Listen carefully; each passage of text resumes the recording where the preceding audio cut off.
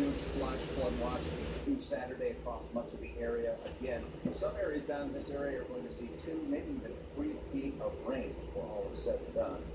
And that is going to cause just a whole lot of problems with that across the area. And again, we're looking at up towards Raleigh, 7 to 10 inches, and towards Fayetteville, maybe around a foot of rain. And again, this is just from now through the weekend into Monday or so. And then again, where that storm is at the coast, it's going to see torrential rains, very strong winds, and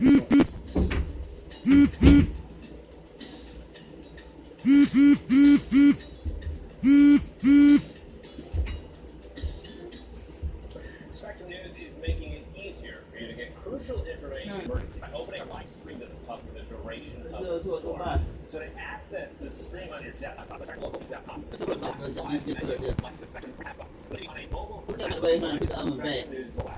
Download the app if you haven't already. Open the app and select login button. Scroll down and click on the Spectrum. Spectrum has also push the box now. Put that one down, girl.